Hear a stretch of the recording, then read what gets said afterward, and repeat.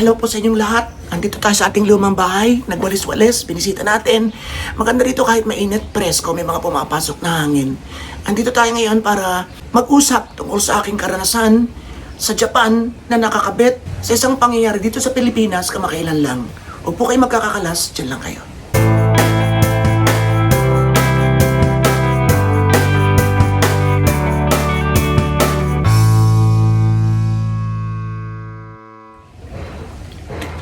Darating pong aking kapatid, si kapatid kong bunso sa Japan. Siyang nagpagawa nito para sa init sa tatay.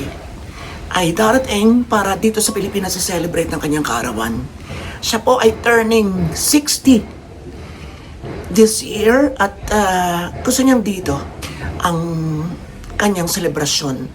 Walang engranding selebrasyon pero meron kaming pinag-uusapan o meron siyang idea na gustong puntahan o gustong gawin, and then syempre sasamahan natin.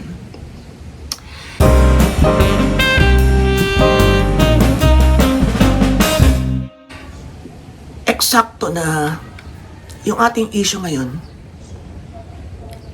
ay kasalukuyang nangyayari na naman sa Japan.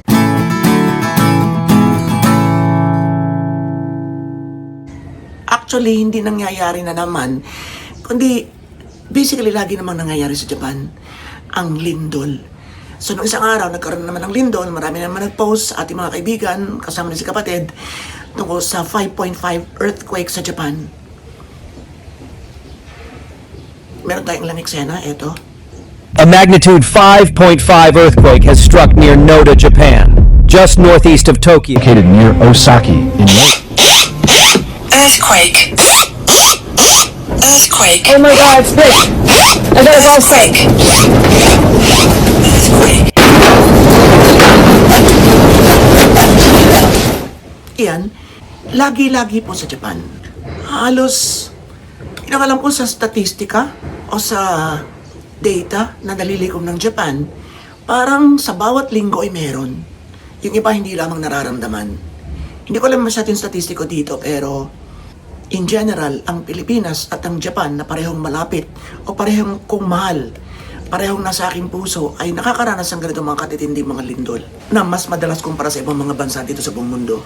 Hindi pa tayo madilim. Try natin lumipat dito sa isang area, okay? Let's go.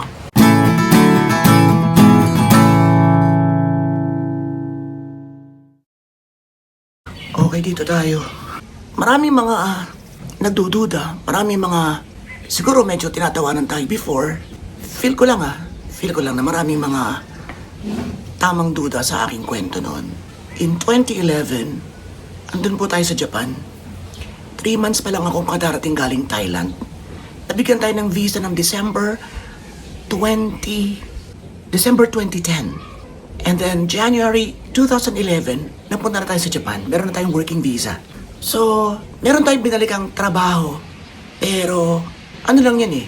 Parang gusto lang talaga ako ng aking eskwelahan. Pero, konti lang estudyante. Konti lang yung kinikita natin. Pinapayagan na tayo mag-part-time sa iba.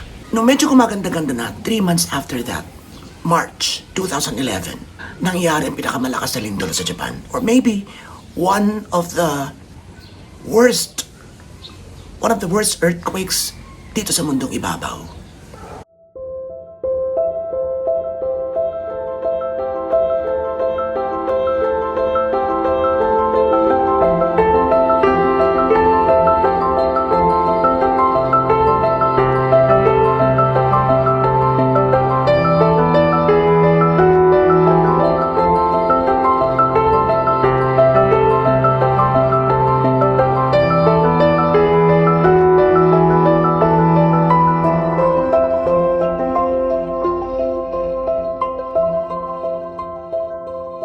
Nung tumama yun, kalalabas ko lang ng banyo.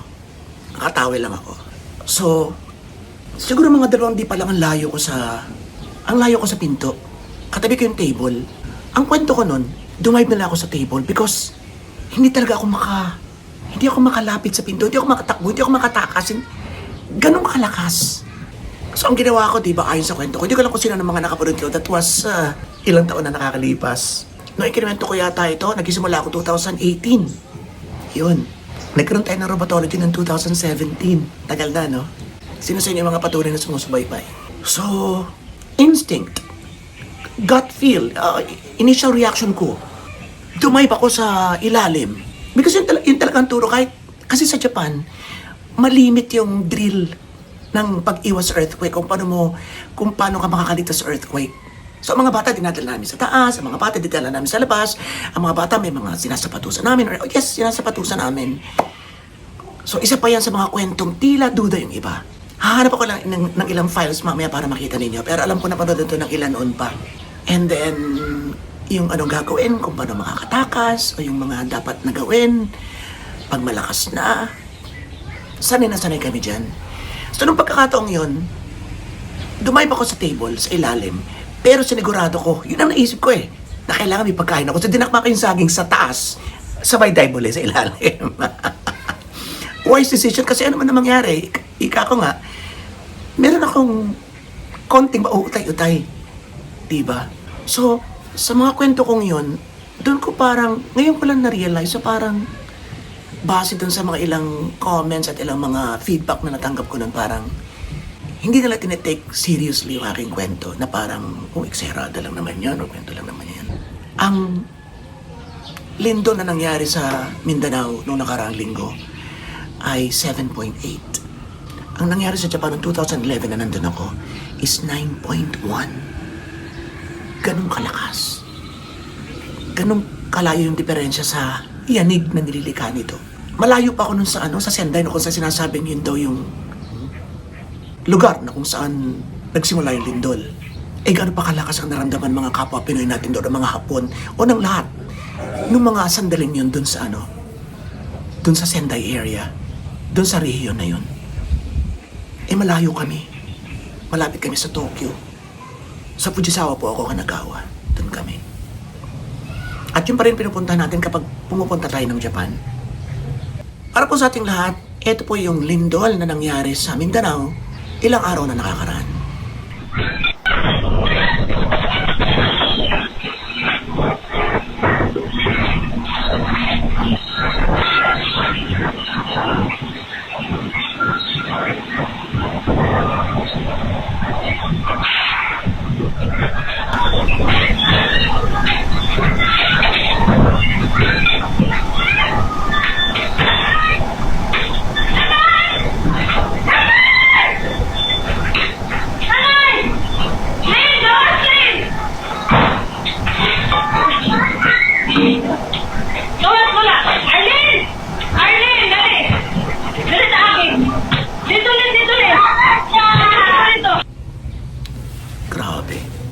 Sobrang nakakatakot. At naiintindihan ko at nararamdaman yung takot sa kanila. Because ganun din ako noon. Naaawa ako sa kanila. It's a super traumatic experience para sa lahat ang maranasan mo ito ng personal. Sana ay matulungan yung mga kababayan natin sa Mindanao na nasalanta ng lindol na ito. Alam kong hanggang ngayon, nandun pa rin yung sakit. Andun pa rin yung pamumroblema kung ano yung bukas, ang kukuha. Ako kasi sa Japan, nawalan din ako ng trabaho. Tumigil ang trabaho, hindi naman nawala, kundi tumigil. And alam kong marami mga Pinoy din ang nagkaroon ng antala sa kanilang trabaho. The big difference, I think so, ayon sa mga balitang natatanggap ko, o ayon sa impormasyong nasagap natin, is, comparatively speaking, at ayon sa naranasan ko sa Japan, mas mabilis ang pagbangon sa bansang Hapon. Na inaasahan naman natin lahat because malaking bansa. Mas maraming, financial na pwedeng pagsimulan para makabangon muli. So sa Japan, isang araw lang. Doon sa aming area, isang araw lang, wala pa yatang isang araw, nanunumbalik uli yung kuryente. Bumalik uli lang lahat sa normal.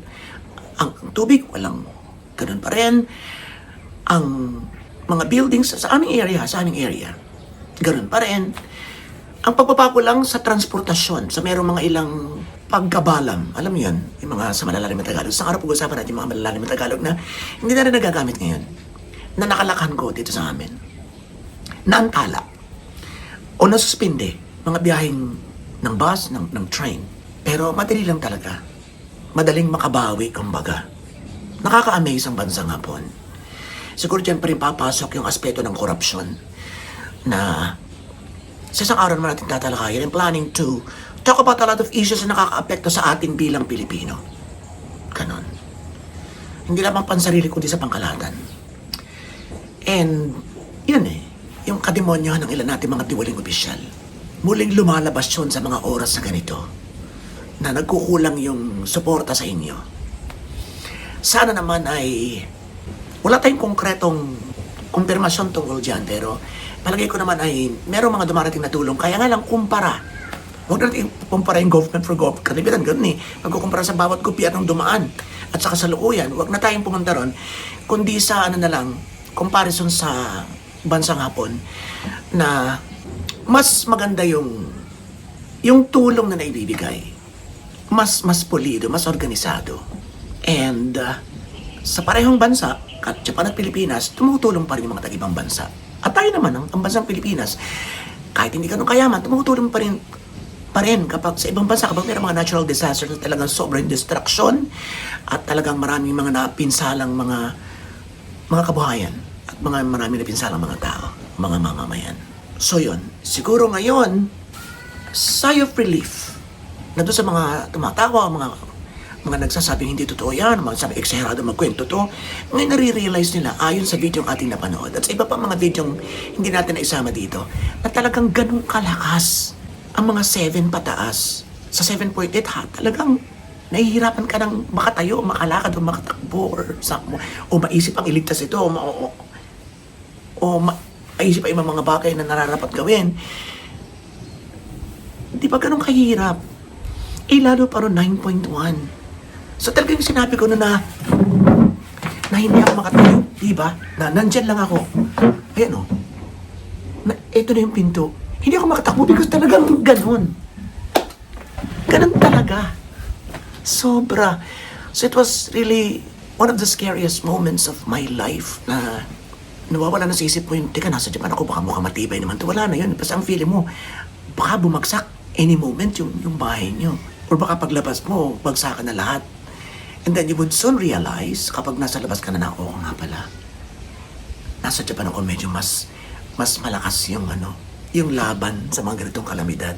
Nalikha na rin sa ating kaisipan because totoo naman na talagang pinaghahanda nila ito ng bonggang-bongga. Na talagang handa sila sa mga ganitong mga natural disasters. Sa atin, minsan kapag matagal nang nangyari isang sakuna, 10 years, 15 years, nakakalimutan yung mga paghahanda. Although, I could see na meron mga drills na ginagawa sa mga schools. And salute ako sa mga ganong administrasyon o sa mga ganong rules na binibigay ng pamahalaan para sa lahat. O ng mga bawat eskwelahan, mga rules and regulations ng mga eskwelahan na gawin ito sa sa malimit na pagkakataon. Alam po, ginagawa nito ng mga munisipyo, ng mga city halls, mga city governments, mga ganon. And that's good. Alam kong lahat tayo ay ang sinasabing the big one. Kung ito man ay myth sa iba, or katang-isip lamang, or pinapatunayan ng siyensya na ayon sa pag-aaral nila, ay meron talagang posibleng pwedeng mangyaring ganito, sana ay pagmatuloy. So, magdasal tayo sa Panginoon na sana ay wala na mangyaring mga ganito. Dahil nakakatakot. Malaking epekto talaga lalo na sa mahihirap na bansa mo. Mawawalan kayo ng trabaho. Tapos may mawawala na kapamilya nyo na maybe siyang nagtatrabaho. Tapos konti lang naman ang maiabot ng gobyerno kasi hindi naman tayo talaga. Alam na yung maraming bondo na pwede ibigay o kung mayroon man, ay dito nga pumapasok ulit yung kinukuha ng mga mandarambong. Ay nako. So sana ay wala na talaga.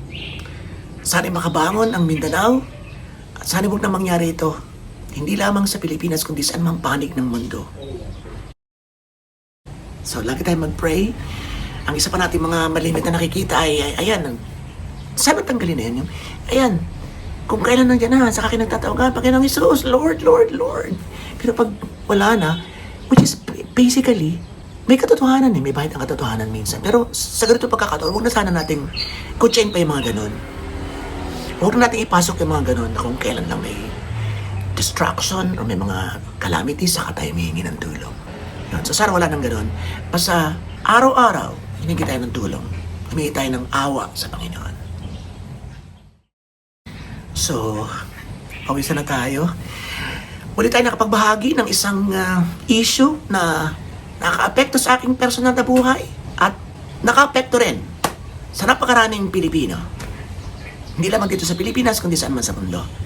At marami pa tayong mga tatalakayang issue bukod sa ating araw-araw na lifestyle vlog na tungkol sa ating mga sariling karanasan, ay pipilitin natin na makapag-tackle pa ng ilang mga issues na